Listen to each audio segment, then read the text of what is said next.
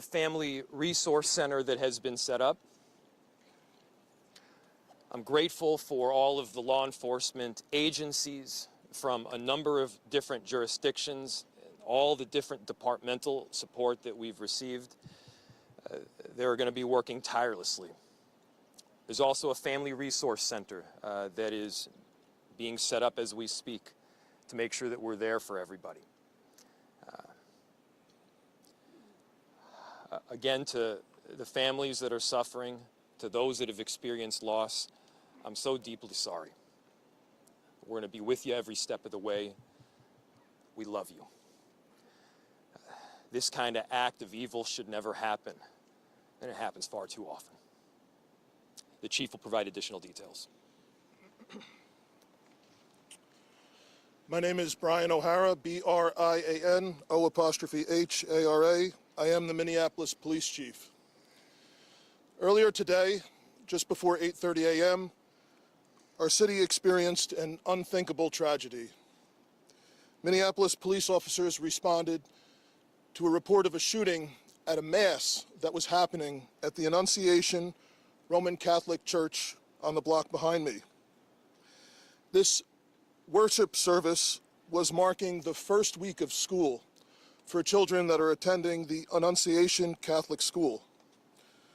During the Mass, a gunman approached on the outside, on the side of the building, and began firing a rifle through the church windows towards the children sitting in the pews at the Mass. Shooting through the windows, he struck children and worshipers that were inside the building. The shooter was armed with a rifle, a shotgun, and a pistol. This was a deliberate act of violence against innocent children and other people worshiping. The sheer cruelty and cowardice of firing into a church full of children is absolutely incomprehensible.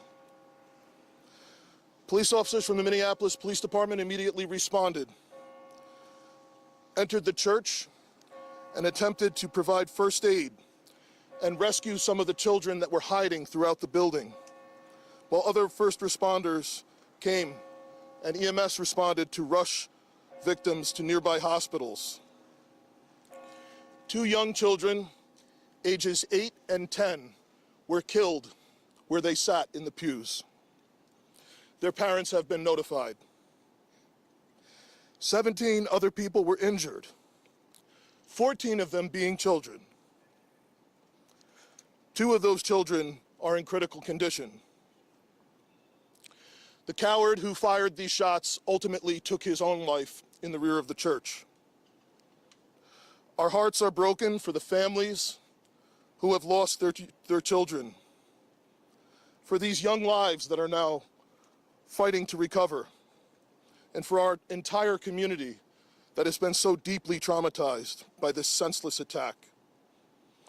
We will stand together to protect our children, our schools, and our houses of worship. This deliberate act of violence is just a sign of cruelty that is beyond comprehension.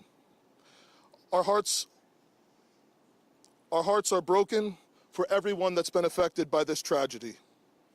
As we begin the difficult path of healing, I want the community to know this, that even in the face of such evil, the Minneapolis Police Department and all of our law enforcement partners stand with our community. We stand with these families and with this parish. We will continue to be here for you. With that, the investigation is obviously in its preliminary stages, and I will attempt to take some questions to provide further information. Chief, what can you tell us about the suspect in this case? How old was he? Any kind of motivation? Any notes or any other information you might have left behind? So we were looking, the question was, what can be said about the shooter? We believe it is one suspect, a sole shooter. We believe he is deceased. He is in his early 20s, does not have an extensive known criminal history, and we are looking through information left behind to try and determine some type of motive. Chief, do we know if they were former students? Do you have about how many children? There were I don't have an exact, the question was how many children at the school. There were dozens of children inside the mass at the time. I don't have an exact count. The children have been relocated into the school, which is where their families are reunifying with them. Do we know if the shooter, other than the weapons, what was did a shooter a leave student, former student? Was he a former employee? Do we know that? The question was, do we know if the shooter was a former school employee or a former student? We don't have that information. Did he leave anything behind other than the weapon? Either like a note? There's a vehicle. The question was anything left behind? There's a vehicle that we believe that the suspect used that is being searched, and we will be conducting other searches related to this. And what was that vehicle and where was it parked? Inside the parking lot here. Is there parking lot? Yep. There was some neighbors who said that the door to the church had been barricaded. Yep. Is that correct? So the question was, neighbors had said that the door to the church had been barricaded. The shooter approached on one side of the church building, and on that side, at least two doors, it appears there had been like a 2x4 placed. So not all of the doors around the building, but on the side where the shooter did fire. And on the outside. On the outside, yes. Is there a reason why officers are going? Were there any explosives that were found? The question was there any explosives? There were reports of that. There were no explosives or improvised devices that we found.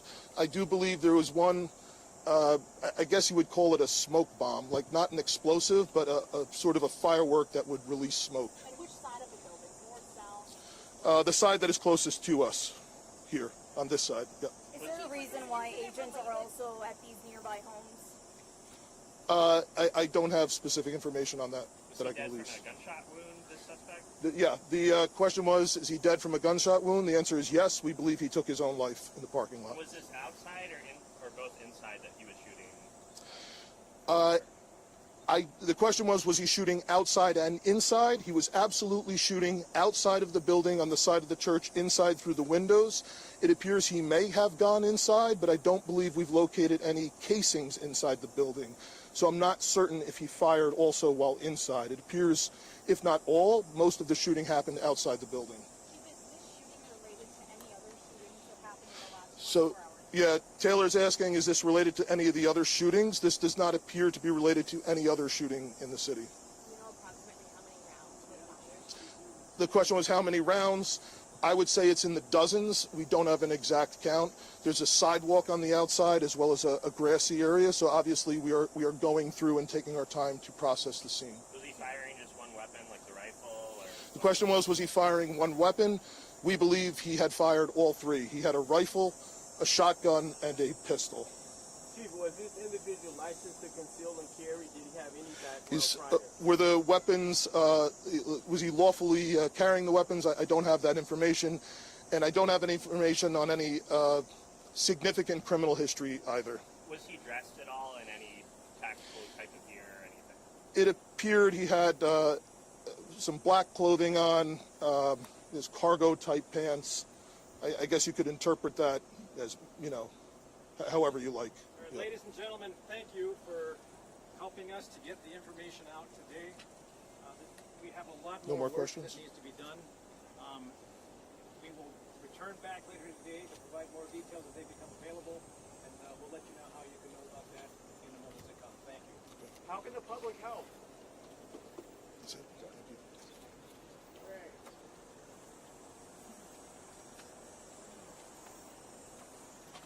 Once again, folks, if you have further inquiries, you want to send via email, communications@minneapolismn.gov.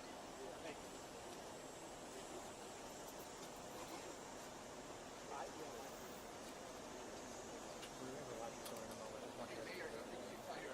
Yes. Someone coming through? Oh, just sending them the. Hey, folks, one other quick thing.